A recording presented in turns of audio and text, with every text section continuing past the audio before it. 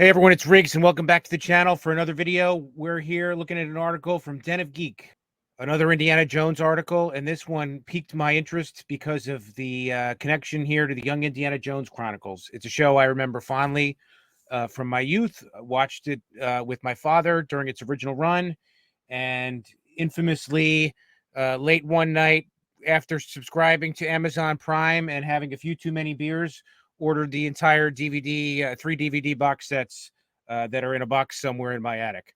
But I finally remember the show.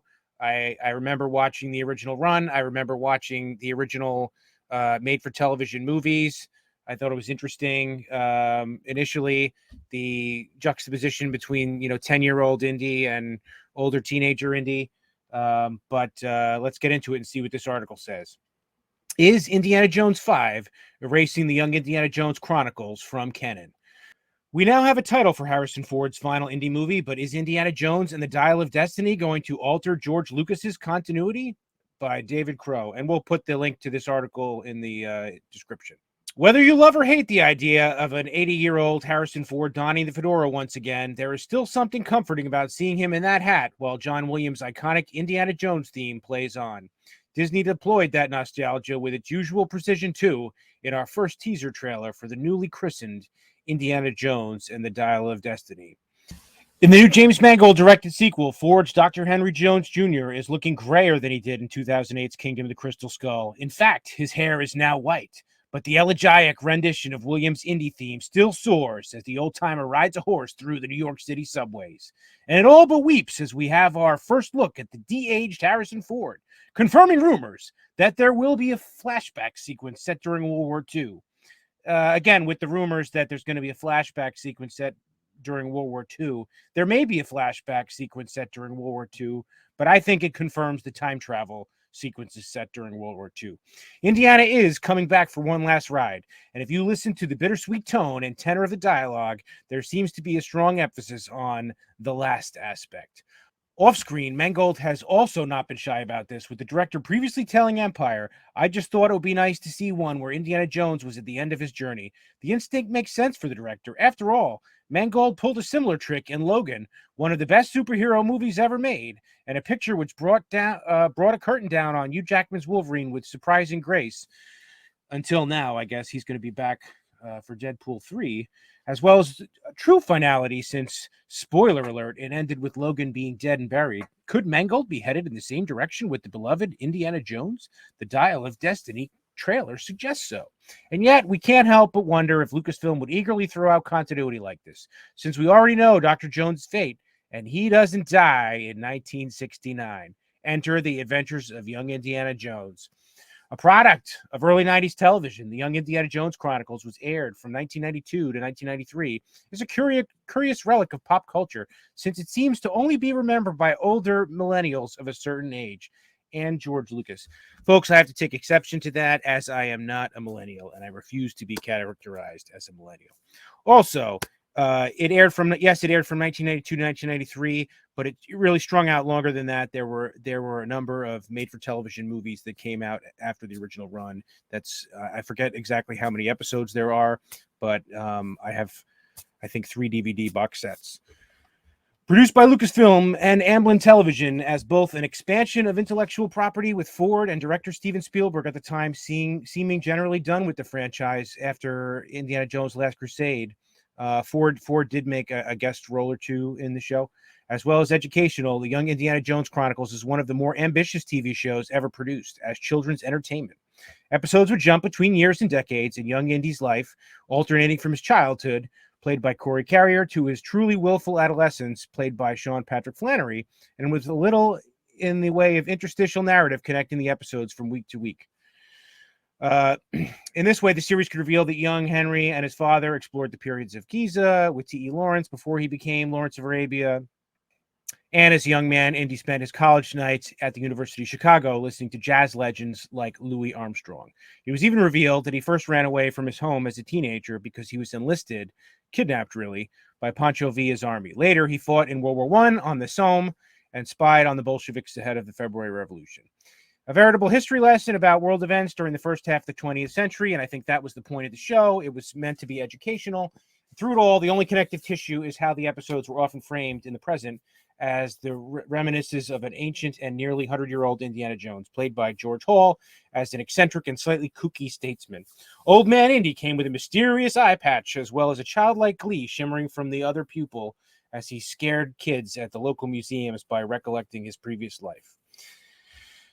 It was in this way that Lucas turned Indy into kind of a Forrest Gump character before the movie Forrest Gump even came out, suggesting Indy was there for countless major turning points in history from the beginning of the 20th century to its end. The Young Indiana Jones is still canon.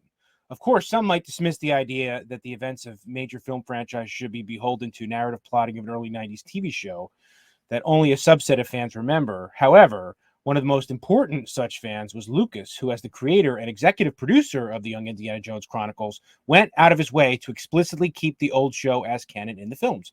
For starters, he convinced Ford to guest spot, in one episode of the TV show, appearing as a 50-year-old Indy. Remember when that seemed old? It's the one where Indy looks back on his days at the jazz clubs after discovering a saxophone in his middle age and revealing he can still play the blues. More importantly, however, in 2008's Indiana Jones and the Kingdom of the Crystal Skull, the Spielberg movie officially acknowledged the Young Indiana Jones as in continuity by having Ford's 60-something Indiana confide to Mutt Williams that he learned to speak Quechua while riding with Pancho Villa. Apparently, until his old age, Indy still spits on the ground when he utters the name of their foe, Mexican President Jose Victoriano Huerta.